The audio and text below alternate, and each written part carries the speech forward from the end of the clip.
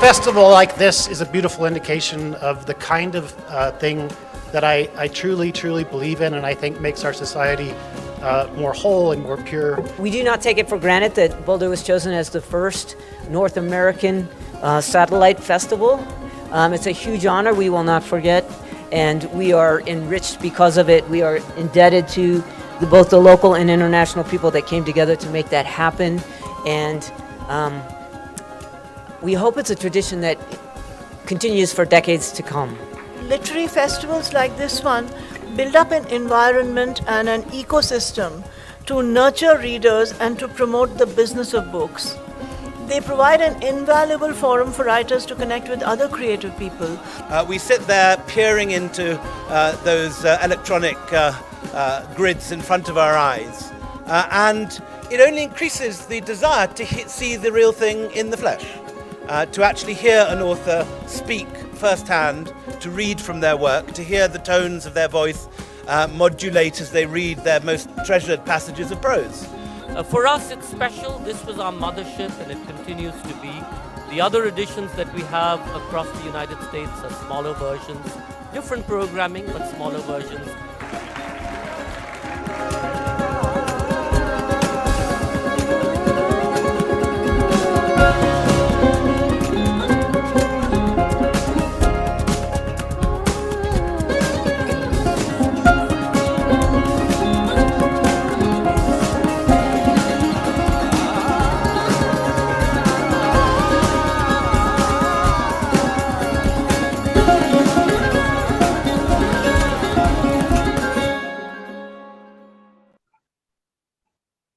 On behalf of JLF Colorado, Festival co-directors Namita Gokhale and William Dalrymple, Teamwork Arts, Boulder Public Library, and the City of Boulder, we welcome you back for a last session of the day. Writing the Body, Writing the Land. Rheea Mukherjee and David Heska Wanbli Weiden in conversation with Arsen Kashkashian. Two powerful writers explore the territory of their fiction and the inner landscapes they inhabit. Rheea Mukherjee's debut novel, The Body Myth, blurs the erotic and the grotesque with its keen observations on the female body and questions of ownership. David Heska Wanbli Weiden is an enrolled member of the Sicangu Lakota Nation, and his writings merge contemporary Native identity with fiction. His novel, Write a Winter Counts, is a Native American thriller on the search for land and the self, and draws sharp attention to the inequity within the flawed system. In conversation with Arsen Kashkashian, they discuss their novels and the undercurrents within about the body, mind, and the society, as well as the impact of history and politics within their fiction. Rheea Mukherjee is the author of The Body Myth and was shortlisted for the Tata Literature Life First Book Award in 2019. Her work has been featured in the Los Angeles Times, BuzzFeed, Scroll.in, Electric Literature, Out of Print Magazine, and Southern Humanity Reviews, among others. She co-founded Bangalore Writers Workshop in 2012 and currently co-runs Write Leela Write, a design and content lab in Bengaluru. David Heska Wanbli Weiden is an enrolled member of the Sicangu Lakota Nation, is the author of the novel Winter Counts, a New York Times Book Review Editor's Choice, Amazon Books, a Best Book, Best of the Month by Apple Books, Indie Next Pick, and main selection of the Book of the Month Club. In conversation with Arsen Kashkashian. Arsen is the head buyer and general manager of the Boulder Bookstore. For 6 years, he has co-hosted a monthly show, the KGNU Boulder Bookstore Radio Book Club, with the station's new director, Maeve Conran. Arsen has been in bookselling for 30 years and never misses a chance to visit a bookstore wherever he goes. Do follow us handles on Facebook, Twitter, and Instagram and be notified of upcoming sessions. And also stay tuned to the jlflitfest.org/Colorado for the full schedule and information about our speakers. In these unusually difficult times, we have struggled to bring you JLF Colorado without charging a registration fee. Please donate as generously as you can to ensure a free, seamless, and continuous flow of knowledge. Ladies and gentlemen, now presenting Writing the Body, Writing the Land, Rheea Mukherjee and David Heska Wanbli Weiden in conversation with Arsen Kashkashian. Arsen, over to you. Thank you, Suraj. It's really wonderful to be here with these two debut novelists. I found both of these books very fascinating, and I think it should be a really enlightening conversation. I was wondering if we could start with each author, maybe just giving us a minute or two about what is your book about, just a little for our audience to get a handle on where you're coming from, because these are two very different books. And so for me to try to give some overview of both books seems a little crazy. So Rheea, why don't we start with you? Tell us about The Body Myth, just to give us a minute or two to get us started. Sure. Thank you, Arsen. The Body Myth is, it's a novel about a young widow who happens to meet a woman and her husband under very unusual circumstances. And what follows is a very intense and almost obsessive friendship that they kind of strike up. But it's set in contemporary India in a fictional town. And I think there's a lot of, when I was writing it, there was a lot of intersections of what grief makes us do and how it makes us channel the world. And then the intersections of the understanding of what contemporary India means from the lens of middle class, upper middle class life, which still has so many bearings in terms of social privileges, in terms of access, in terms of how we access spirituality and purpose in life. So I had a lot of fun writing the book and researching philosophical aspects for it, because the main character, Meera, is someone who kind of needs a lot of intellectual validation through the book to kind of find herself. But yeah, I think for me, when people ask me what this book is about, I think I say it's the processing of grief. And that's what I was doing when I was writing. So I'll keep it short, but thank you. Thank you. And David, tell us about Winter Counts. Yes, so Winter Counts is a literary thriller. It is set on the Rosebud Indian Reservation in South Dakota, which is where my people are from. And Winter Counts is the story of Virgil Wounded Horse, a professional vigilante. Now, I wrote the book to try to shed some light on some of the laws that affect Native Americans that have been passed by the US government. Chief among these is something called the Major Crimes Act. Major Crimes Act is a law that forbids Native nations from prosecuting felony crimes on their own land. So when a woman gets raped, a child gets harmed, Native nations have to call the FBI or the US Attorney's Office and defer the crime to them. But the US attorneys and FBI are declining to prosecute about 40% of these cases. So child abusers, rapists, molesters, murderers are walking away scot-free. And so people on the reservation often call a professional hired thug, an enforcer, to go out and get some justice. So it is the story of Virgil Wounded Horse. He is a professional vigilante, but he's also engaged on a search for his own identity. He is an Ayeska, which in our language means half-breed. And so he's struggling to reconcile his own identity as being half Lakota and half non-Lakota. And so over the course of the book, he struggles not only with a drug ring, which is bringing heroin to the reservation, but his own personal journey and his own struggle to reconcile the modern world with traditional Lakota values. So that is Winter Counts. All right, well, thank you very much. So I want to jump into it, and I want to start with a passage or quote from the very beginning of Rhea's book, Body Myth, and see if I can get your perspectives. You're both writing fiction, but her character says on the very first page, "I intend to write the truth. Truth is perspective." And these are both first-person novels, and so we're really getting the perspective of one person who doesn't have the complete story. But Rheea, tell me about why you opened the book like that, and how does that play out in your fiction when you think about writing fiction? You know, when I was writing The Body Myth, I had to consider what I liked to read or what I used to get really pulled into, especially at the time.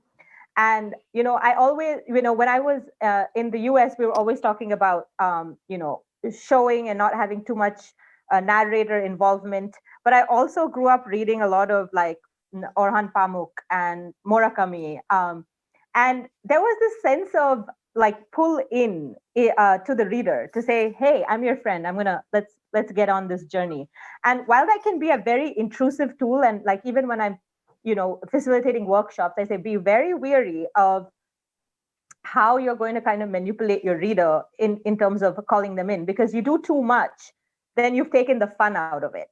But for me, Meera was a character that was not only seeking validation from and purpose in the entire book, but I think I tried to mess with that fourth wall a little bit and say, well, why don't you as a reader also come in and introspect this situation? Because the situation in the book is very intimate. It's set in a country in India, but it's a very, very intimate and fragile, tight circumstance between three people. It's very insular that way. And I think that's the reason I kind of did that, to toy with both the character and the reader, to say, come into my world, and what do you think about truth, and what do you think about perspective, what do you think about first person narration, because whether it's a friend, or you're reading a book, or you're watching a movie, or you're talking to your mother, isn't it all a perspective, and we're responding on a perspective? Yeah, I think, some of the story, she tries to tell it like she's being objective. You have sections in there is like, this is what Sarah told me about her illness, or this is what Dr. Mudra told me. So when you say playing with that fourth wall and that perspective, she almost tries to act like she's being an objective reporter. So again, that's trying to give, like, should the reader take that as the truth, or again, is she filtering, this layers of filtering to get at what you're really trying to do in the story? No, I'll be honest. I think a lot of readers found Meera like relentlessly annoying because of this. Because I've had people say that is a very annoying character, because she is someone who kind of mixes in between saying, oh wait, I know everything, and I can blur the lines, but also this is exactly what I think, and this is exactly how it should be.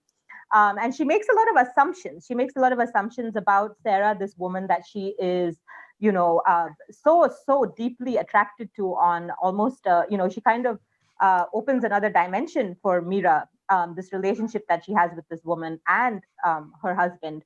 So I think in a situation like that, where she's so unsure of herself, I think there's as a writer, I was trying to fluctuate with those realities.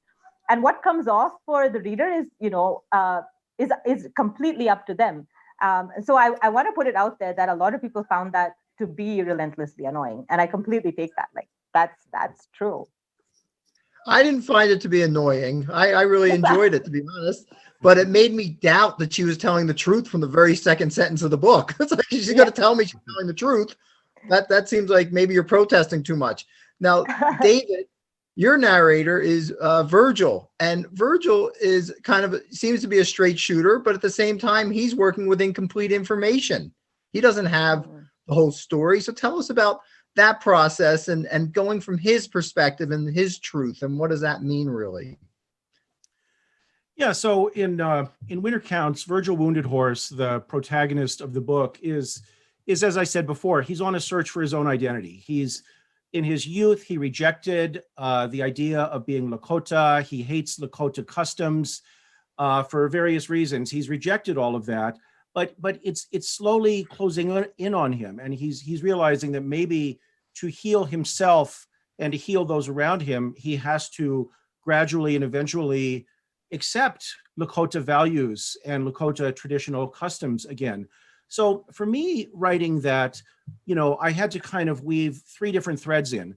There was the internal journey that Virgil is on. There's the political stuff. I in my day job, I'm a professor of Native American studies. So I weave in a fair amount of legal and political and historical events in there. And then, of course, there was the plot and the crime fiction element of it. So I had to be kind of juggling these three different strands, trying to bring in enough politics to educate the reader, but not turn it into a polemic or a lecture. Follow Virgil's journey, but also create hopefully a compelling crime narrative.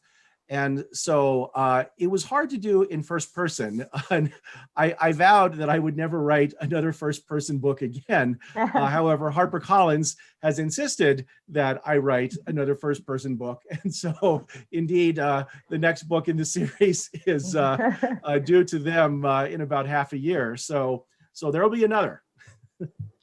There's a scene in the book where Virgil talks very directly about perspective and the truth it gives or the fiction it gives.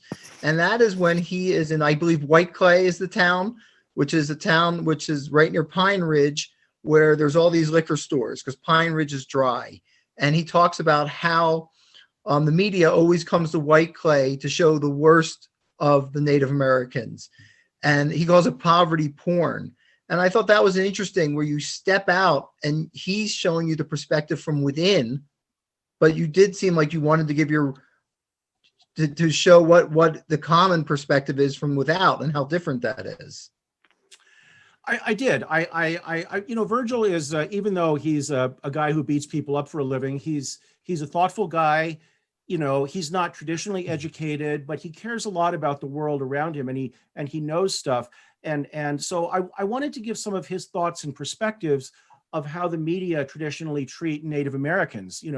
When they come and do TV specials on us, they almost always will go to this town, as you mentioned, White Clay, which is the only town that sells liquor. And so, they would focus on, the alcoholics and the sadness there, whereas there's a lot of great things happening on our reservation. And so, Virgil kind of reflects upon that. And he says, why is it that it always has to be this poverty porn? Why can't there be a balanced viewpoint? Now, for the sake of journalistic accuracy here, I do need to point out that since I wrote the book, a wonderful thing has happened.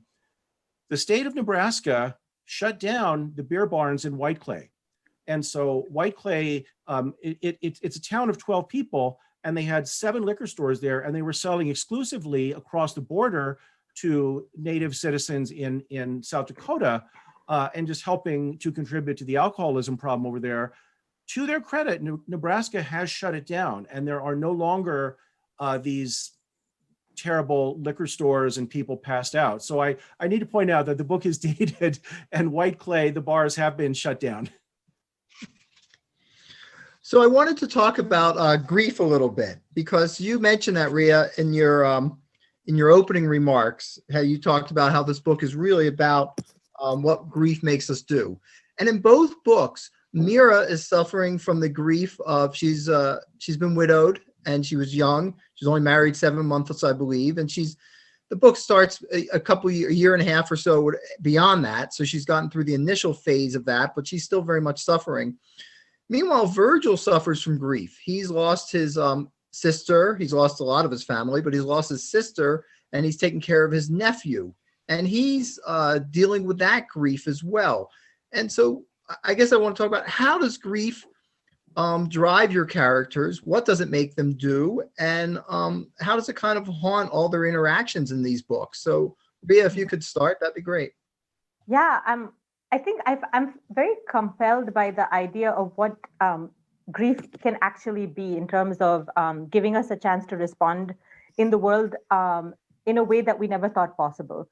And the reason for that is when the rug's been pulled off under your feet, no matter what the circumstances. I mean, grief is grief to each person, right? It could be something super horrific, or it could just be, losing someone that you really loved, right? And when you have no stakes anymore in what your normal expectations were, like for a character like Mira, she was kind of really built into the expectations of middle-class capitalistic India, and all the globalized treats that are offered with that. And you have your husband, you live your life, you don't question things too much, you enjoy it, you enjoy the perks of it.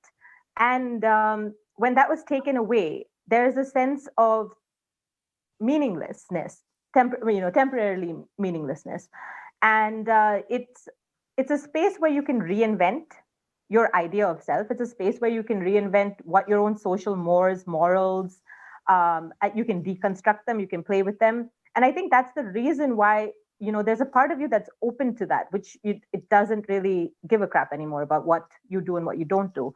And I think there's the space where a different kind of vulnerability opens, and that can be a violent one. It can be a tender one. It can be a miraculous one. It can be a spiritual one. And for me, that's a very interesting space because there's a depth of humanity over there that we can kind of witness. And in my story, that's kind of like how Mira witnesses her own grief, is through love and questioning her her own spirituality and finding herself in a way that she never would have had she had lived the expected life with her husband. And so yeah, that's what I think it is. It's a powerful space to respond to the world in a way that you never thought possible. Yeah, because she ends up living a life that would have been unimaginable previous. And I think that's kind of the, I don't want to say fun of the novel, but it's one of the interesting things about the novel to see this person that's kind of a little loosened from society's strictures, she doing things. Yeah, exactly. Yeah. So David, talk about Virgil and his grief, because it's driving him as well. Yeah, so I love this question. I don't think I've been asked it before. So thank you for this, wonderfully challenging and thoughtful question. I think grief works on a couple different levels in Winter Counts. So Virgil, as you noted, has some personal grief. He has lost his beloved sister in a terrible car wreck that wasn't her fault. So he's lost his parents. So he's haunted by personal grief. But there's a deeper sense of grief as well, a sense of grief that I think most American Indians feel in this country. It's the deep grief that we feel, when I drive to my reservation in South Dakota, I drive by Wounded Knee, which is on the reservation next to ours. And that is the site where 250, mainly women and children, were gunned down, massacred brutally by the American army, and then thrown into a pit. And we're haunted by this sense of grief. And he comments upon this. It's like natives, we carry this weight upon our shoulders, the weight of genocide, the weight of having our children stolen from us. If viewers don't know this, about 40% of Native children were taken from their families without consent, 5-year-olds, 6-year-olds, 7-year-olds, and by the American government, and shipped off to these boarding schools across the country. My own grandmother was shipped off to the Carlisle boarding school in Pennsylvania, where she was forbidden to practice her spirituality, could not speak her language. And so there's a deep sense of grief, I think, that often haunts natives. And so we refer to it as just like this weight upon our shoulders. And so Virgil is grappling with that as well. So in the book, I think it does work on a couple different levels. Yeah, I think that grief, both personal and societal, that Virgil faces, kind of makes him better at his job of being an enforcer. He can summon up the anger pretty quickly, can he? So I want one thing you've both touched upon, and I want to talk, is your characters are a little are both separated from their spirituality. I think that in Mira and Rhea's book, she looks for when she's in grief, she goes to the Western philosophers, whether it's the French writers, or it's a total Western look at things, intellectualizing and Western.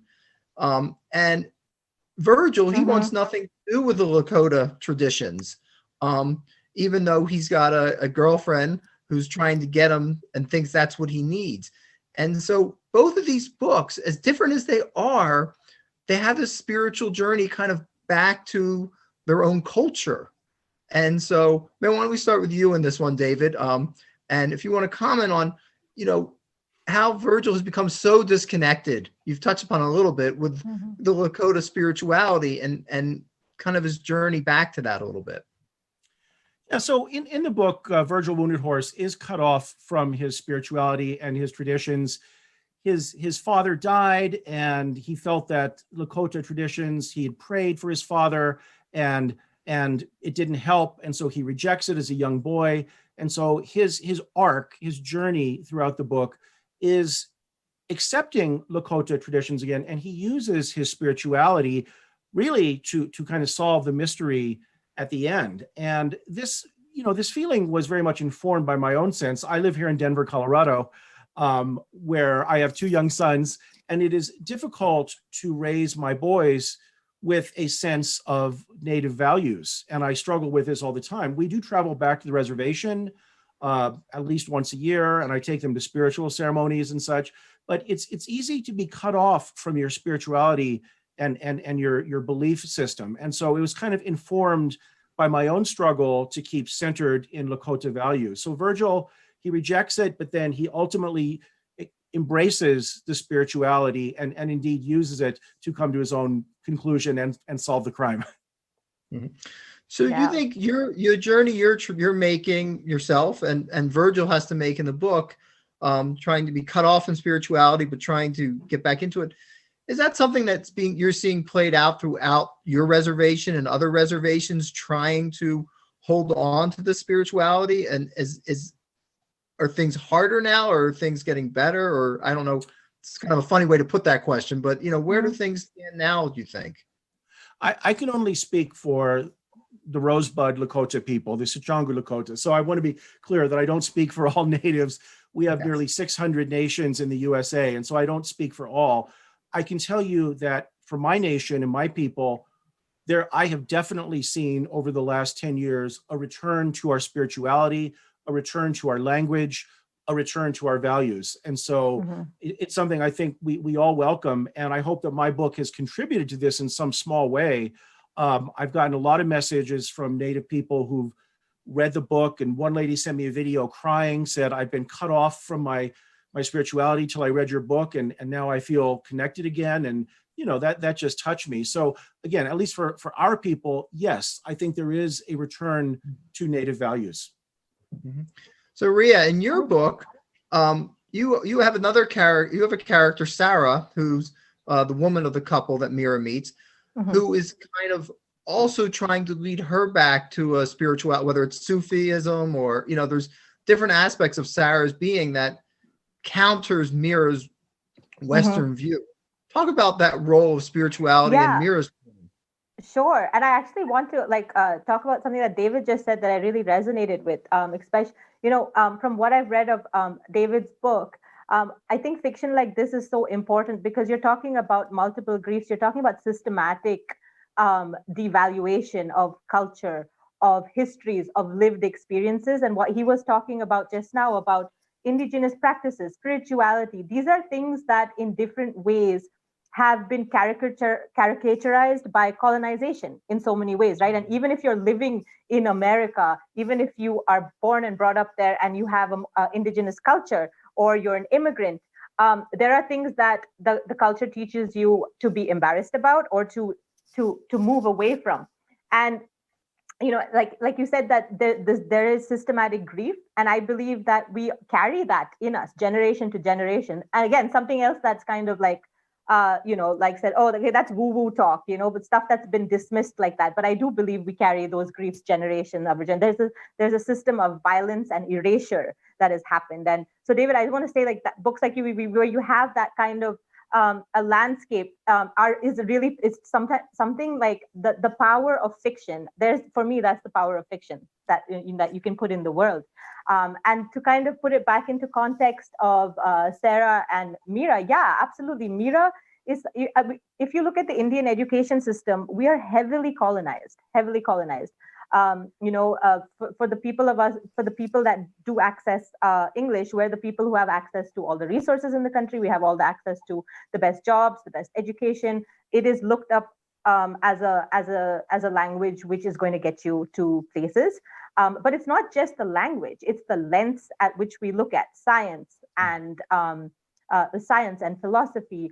We are all trained to think that it is the white man that is the most superior understanding of the world. And so when we look for credibility, we look at what has been documented in the past, and what has been documented in the past mostly, one kind of idea of what philosophy and what science and what credibility is, and which Mira is a product of in from where she's raised. She's raised in India, where you're taught that is one of the best ways of looking at the world. So Sarah is very purposely, the counter to that, where she kind of says the things that are borderline, mumbo jumbo, or what you might call pseudoscience. But also she has a very certain firmness to what she's saying. And I think, that Sarah's way of being so certain about what she says kind of really, makes Mira go really off kilter with that. And I think that's the kind of the tension that I wanted to play with. Like, can both truths exist at the same time? Mm-hmm. Often it seems that Sarah will take something that Mira's been thinking about, something she read, something Western, and boil it down to something that was said 1,000 years ago in India, where in a single sentence. And I thought that was very interesting about how maybe if you're going to get to true knowledge, you arrive to it in all different ways, and maybe their home culture had it figured out 1,000 years earlier, Yeah, in a way. And I think then we start, well, like, especially in India, if you start to say, well, our home culture had it the right way, then we start to conflate it with a certain kind of rabid pride, because again, just like David said, there's no one Indian culture, and that's the thing. So like what you just said, I thought was really important, was to arrive at knowledge, I think we have to look at everything and then, find that certainty within self, like, that kind of road. But it's just the fact that we are so forced into one lens of looking at what knowledge is that I personally find problematic. Mm-hmm. When I was lucky enough to be in India for the Jaipur Literature Festival in January, and like my introduction said, I went into bookstores in all parts of the country, Calcutta, Delhi, Jaipur, everywhere. And what was so interesting to me was to see the bookstores were mostly English, but in Calcutta, you would have a decent sized Bengali section, when you would have a Hindu section, like depending where you are in the country, to see how many different cultures, and there was, as a bookstore guy, it was so interesting to see all the different languages and all of them having their traditions in India. And so as I read your book and I read that she kept going back to the French philosophers and stuff, I was like, why is she doing that? Yeah. So I wanted to, one other connection between these two books I wanted to explore was food. Now, Rheea, in your book, they live in a very interesting fictional city, which has a fictional fruit that is part of their identity. And talk about that and how you set that up and what does it mean in this story? I think I was trying to set the story with in my head, in my very narcissistic writing head, I was trying to make it very mythical, and at the same time I still wanted to have very firm roots in contemporary India, like nothing else was different. And I think if I named the city, and because of my over familiarity with the city that I live in the most over here, which is Bangalore, I thought that was going to really uproot the sense of insularity that I was trying to go for in the book. So it was more a selfish choice from my side to kind of make it a fictional city to allow me some distance from any city that I knew in India. The name would have messed with me for some reason. But the fruit is something that again, a lot of people who have read the book have different metaphors for why the fruit exists. But like how, when you're from a certain place or a certain culture or a certain family, and you think that, there's somebody from the outside who looks at it and says, wow, that's really interesting, or that's unique, or that's weird. But you don't find it weird or unique or interesting because that's just your everyday life.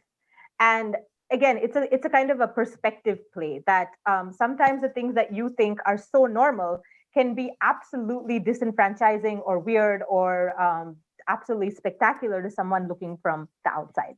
And I think that's what the fruit kind of represented to me, that it was something that was dovetailed with the area and the location that Sarah, Mira, and Rahil came from, but was something that was kind of a miracle for the rest of the world. Can you describe the fruit? You do some beautiful descriptions of them eating the fruit, and just tell the I think I people made up. this fruit. I made up this fruit called rasagura, and okay, to me, it was a mix. Like, to me, what I decided it tasted like was a mix of my two favorite fruits, which is passion fruit and mango. And so that's what I thought about it. And it had, like, it was like tart and sour and sweet. And there's this mango in India that you have several varieties of mangoes, obviously, during mango season here.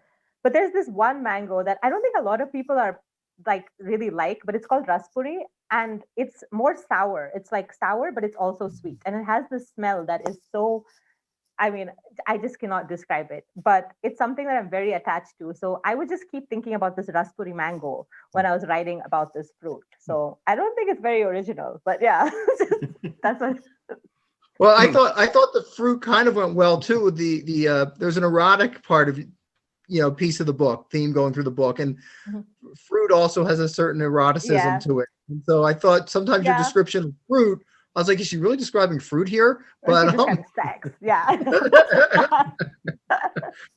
All right, so David, before I go to you, I just want to tell people out there, if you have a question that you would like me to ask during the question and answer period, please type it into the Ask a Question section, and we'll go to audience questions in a little bit here.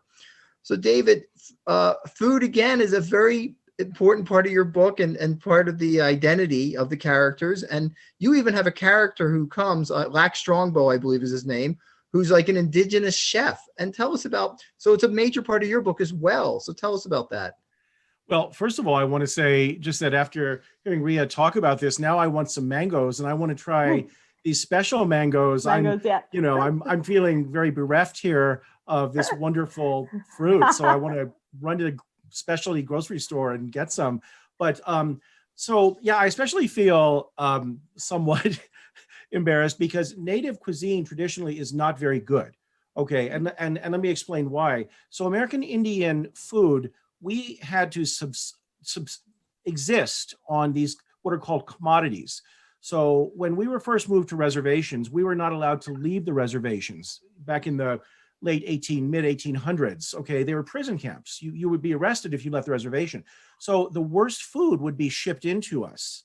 And so what developed was this sort of subsistence cuisine, such as this food called fry bread, which is the iconic native food.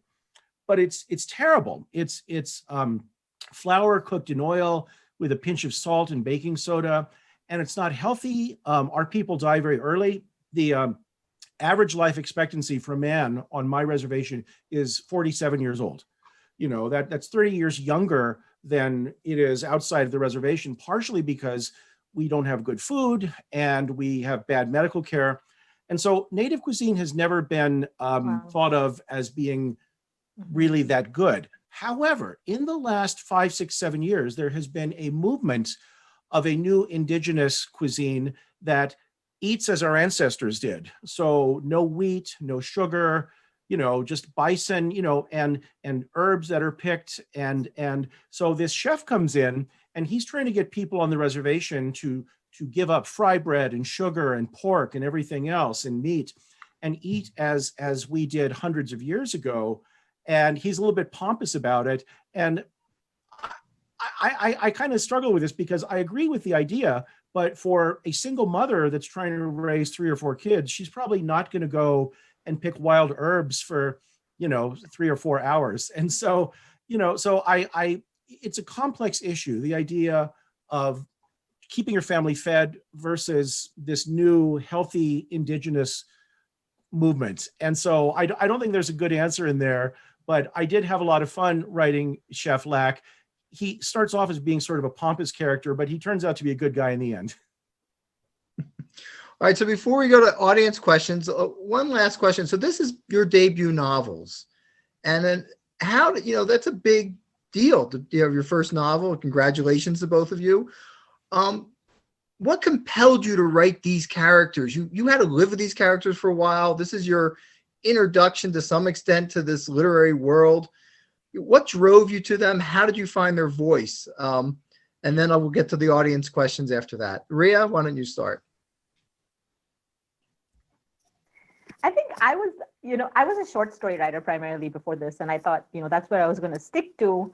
But for me, I think these characters came out of a lot of things that I was thinking about. And in a way, my novel was kind of a half answer to a lot of my own, spiritual evolvement, trying to go back to my own identity. I lived between two countries, the US and India, for most of my life. And trying to go back to understanding as a writer what I was trying to do, what I was trying to depict, what ideas I was trying to put out there in the world. And the intersections of gender and sexuality and grief and mental health and mental illness were things that I had engaged with in the past, in many ways, whether it was professionally or whether it was personally. And this is what came out. It literally sat in my head, and all I had were these three characters that were going to come together in a very unusual way. And it honestly just came out that way in a very short amount of time. But I would say the gestation period was very different, because it took all of my life, most of my life, because I think I wrote this when I was 33 or 30. I'm about to be 37, but I wrote this when I was 33 or 34. And it just came out of me one day. But I feel like I would say that it took probably 15 years to get to the novel, because there was a gestation period of all these things that I wanted to express and articulate through these characters. So for me, time did me well. Okay, and David, how did you end up spending so much time with Virgil and propelling him as your first novel? Well, my journey was similar to Rhea's in that I started off with short stories, as many writers do. And indeed, I wrote a short story called Winter Counts and published it back in 2014. In that short story, Virgil is killed off at the end. And I thought I was done with these characters, but he just stuck with me. And I kept thinking, it's like, what would Virgil do here? How would Virgil react? What was the rest of Virgil's life like? And so it kept bubbling in my brain. And so about 2017, I said, look, I need to find out if I have the chops to write a novel. I think I can write okay short stories, but do I have the ability to keep a long form narrative going? And so I took these characters and I started bringing in some of the themes that I've been wanting to talk about that we've already mentioned here tonight: the criminal justice issues, the healthcare issues on reservation, the food issues. And so all of these things bubbled up. But as I wrote the book, again, I found out it was less about the political issues and more about the issue of identity. And that was a surprise for me in the 2 years that I spent writing it. Well, it's great. You did a great job, both of you. I really enjoyed the books. I'd recommend these books to anybody listening today.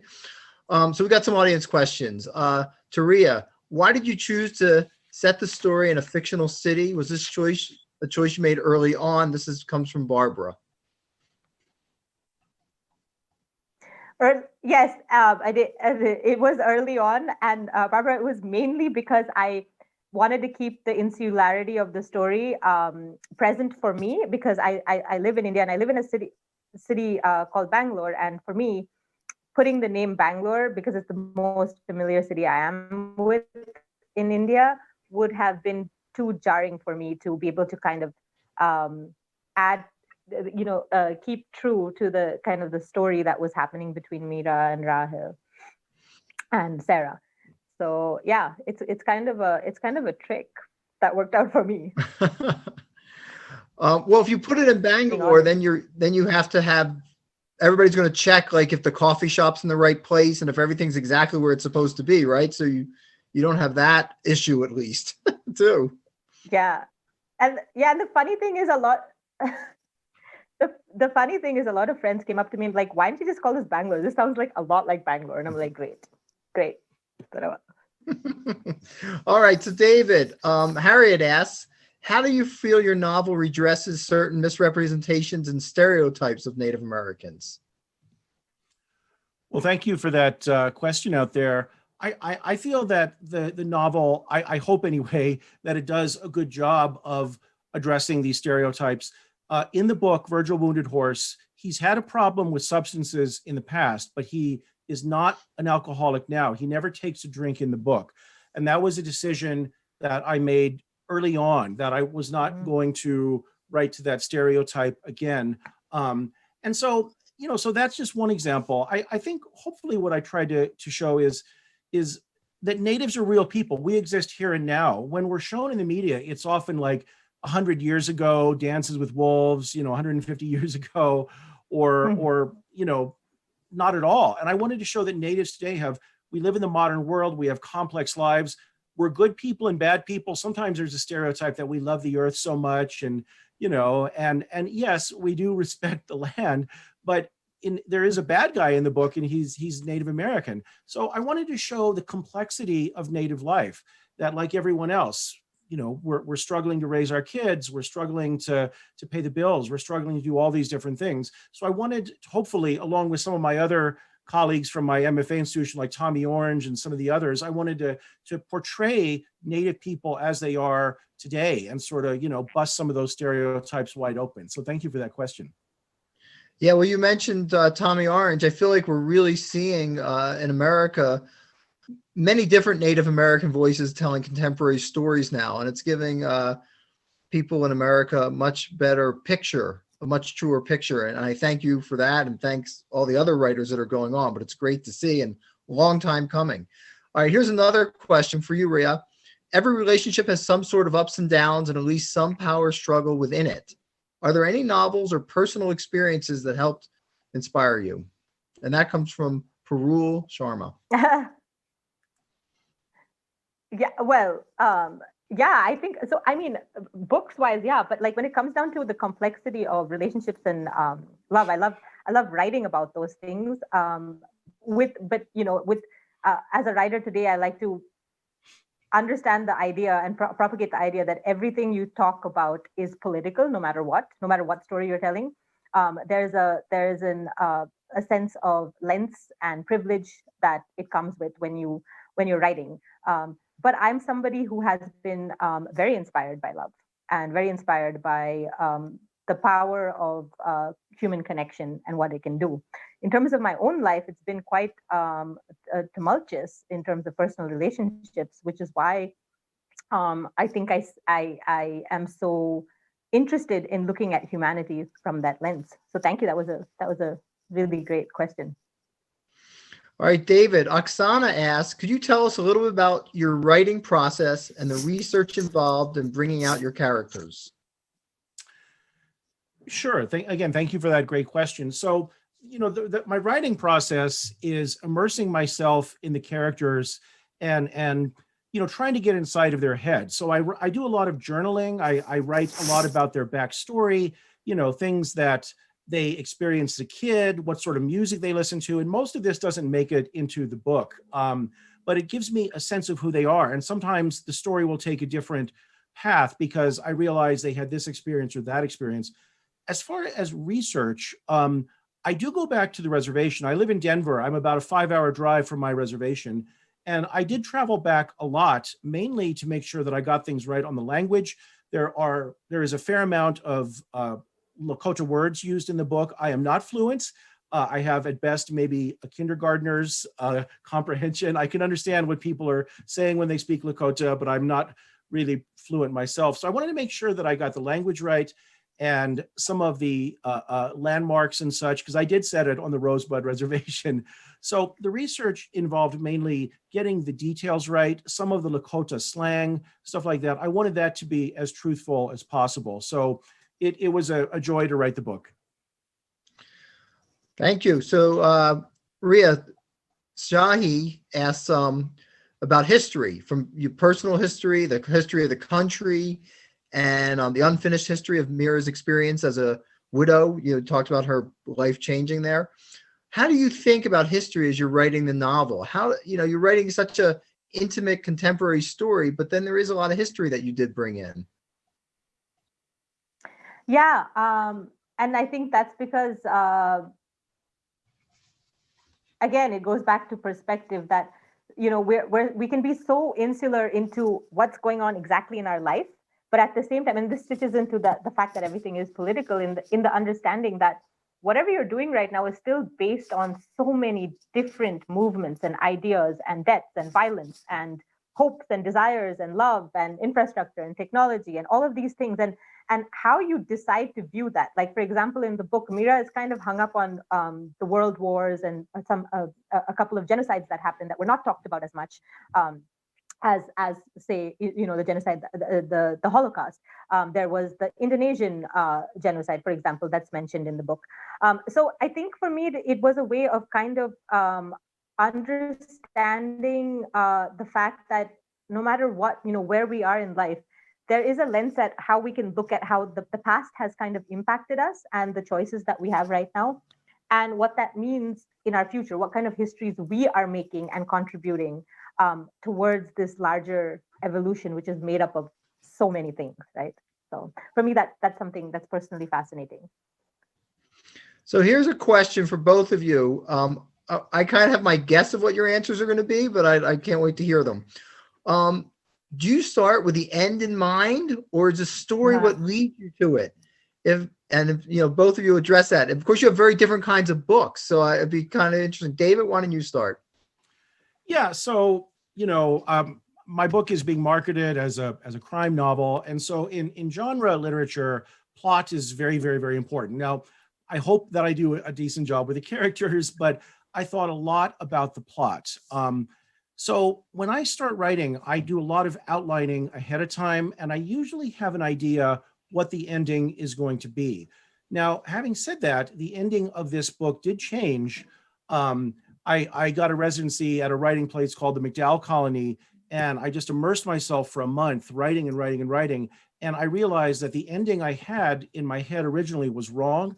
And so I completely rewrote the ending. So I usually have an idea of where it's going to end up, but that it often changes. How about you, Rheea?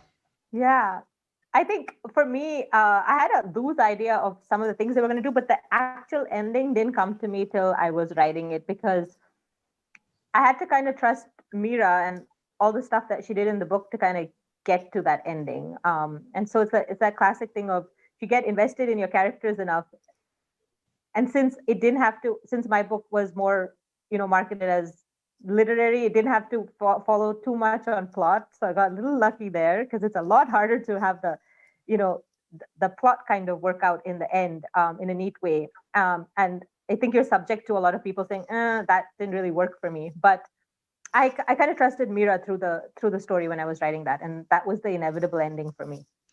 All right, well, thank you. It looks like we're heading out of time now. I just want to say that I thank you very much. And these books were very interesting books. And thanks to each of you again. So Suraj, let's hand it over to you. Thank you, Arsen. Thank you so much. You had some wonderful questions for us both. Thank you, Arsen. Thank you all. Thank you, Arsen, Rheea, and David, for such a fabulous session. I personally loved the conversation and can't wait to read The Body Myth and Winter Counts both. Once again, thank you very much for taking out time and being part of JLF Colorado. Thank you. And thank you all for watching and being a great audience. We encourage you to buy the books of our speakers that are available through Boulder Bookstore within the USA and Full Circle within India. Once again, we would like to thank all our official partners who have supported the festival. And we hope you all enjoyed these conversations and will log back on for some fantastic sessions tomorrow, starting at 6:15 p.m. MST, 8:15 p.m. EST, and 5:15 p.m. PST. Thank you once again, and see you tomorrow.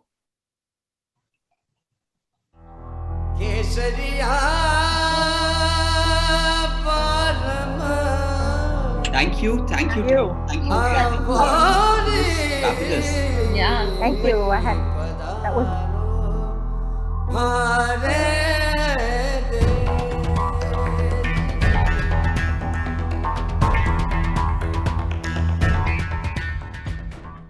I would call the Jaipur Literature Festival a living library, or perhaps even a library of life. Do join us as we share the excitement of ideas and of debate and dialogue, of the adventures of science, of the joys of poetry and music, the consolations of philosophy, the sense of literature and of life.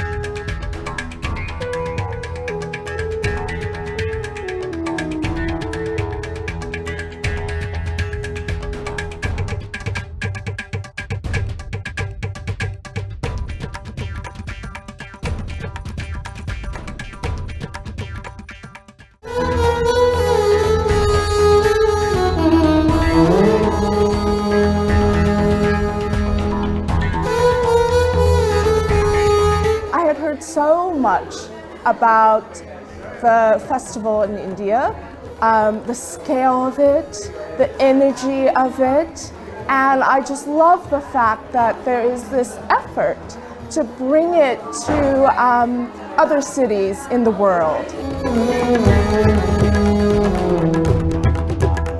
It's a variety of topics. It's meaningful. I'm just excited. I'm feeling like I've learned a lot to think about, and I appreciate JLF coming here.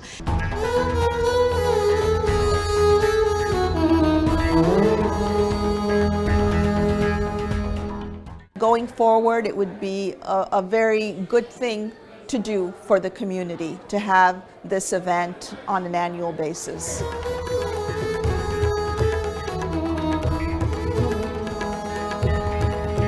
I think that when you hear so many different voices and perspectives about the South Asian diaspora and many other issues, you learn that there's a lot of history that you're not taught every day, and I think that that's important to bring in today's world.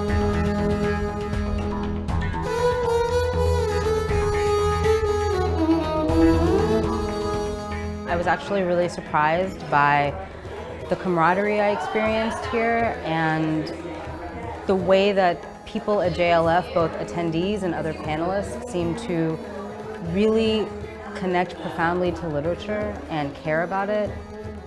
In 2020, our live version of JLF has been laid to waste because of COVID-19.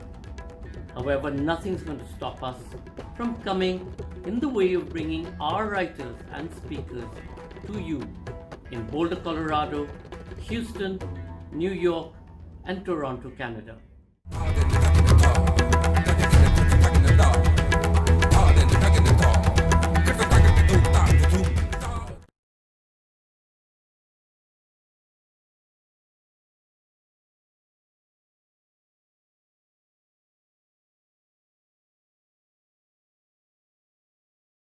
Teamwork Arts, bringing India to the world to India, through Indian art and culture for over 30 years.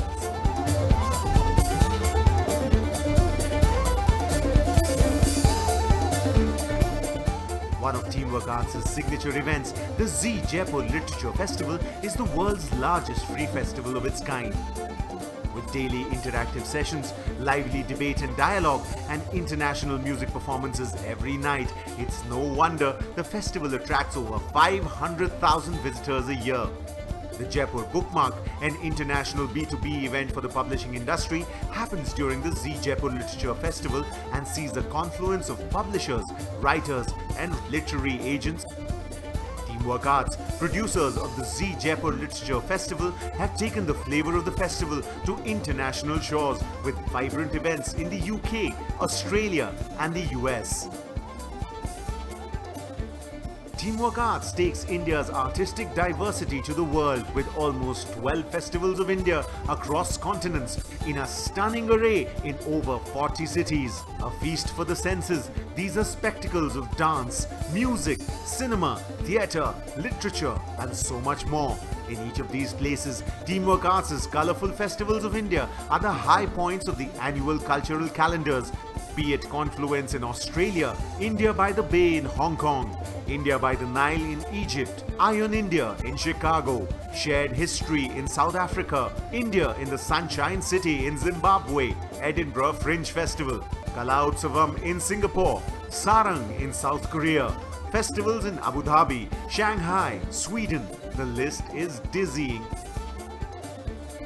The Jazz India Circuit is an endeavor by Teamwork Arts to spread the word and sound of jazz across the country. The 2017-18 season, 4 festivals across 3 cities featuring over 25 stellar artists from India and around the world, including Jojo Mayer and Nerve, drummer-singer Jameson Ross, and Dave Weckl, who collaborated with the talented Mohini Day. The Mahindra Kabira Festival celebrates the spirit, lyric and verse of the 15th century mystic poet Kabir in his birthplace, the historic city of Varanasi. Kabir's poetry is about inclusiveness. Mahindra Kabira brings to music lovers an unforgettable experience of listening to leading exponents of the classical Banaras Gharana and rich folk traditions of music on the legendary banks of the mighty river Ganges, along with sessions on art and literature, specially curated walks with famous local residents and delectable local cuisine. Sacred celebrates the spiritual through music and its ability to heal. International artists collaborate with world music exponents from India amongst the most incredible desert settings on the banks of the Pushkar Lake. Heritage walks, meditation, talks and workshops are part of this weekend experience. Teamwork also promotes and recognizes the best of Indian theatre through the Mahindra Excellence in Theatre Awards. The Meta Week in Delhi is an enthralling showcase of the 10 best nominated plays shortlisted from numerous entries received from across the country and across languages. The Meta Lifetime Achievement Award has been presented to leading lights of India's theatre industry. For the young and the young at heart, the Ishara International Puppet Theatre Festival brings local and international performances to audiences across several Indian cities. While the Multi-City Kahani Festival features interactive storytelling sessions and workshops championing the power of imagination. Bollywood Love Story, a musical. Our international touring productions such as Bollywood Extravaganza and Flamenco India have sold out shows across Europe, Egypt, Russia and Spain. Expressions International Contemporary Dance Festival showcases Indian and international productions, bringing together several dance genres for Indian audiences. Teamwork Arts, celebrating the arts. For more information, visit www.teamworkarts.com. I think everywhere I've ever lived, I always looked for the library. They come to the library because they want to be with people. Corporations are not people in the library. People are people, right? And so being able to come in and participate and learn and control that learning experience is what we offer to the community. And that's a beautiful thing. It can develop into something amazing. We want them to recognize that they have the agency and the potential to create change and have a voice. To become what they hope to be, to empower them to realize their aspirations. No matter who they are, no matter what age they are, no matter what their background or ability is. We're going to learn together, right? And you know what? Not just me, because I want to create together, but I think we want to create together. Give us your knowledge, give us what you do best. Give us your culture, give us good feedback, give us bad feedback, give us any feedback. Let us grow with you. Just come and ask too. Ask a librarian. We're all here waiting to help you. To work together, to collaborate, and to come up with a larger, louder voice as a collective. We are bolder together. We are okay, wait. Somos bolder juntos. We are bolder. Bolder? Bolder together. Together. Together. We're bolder together, we're bolder together.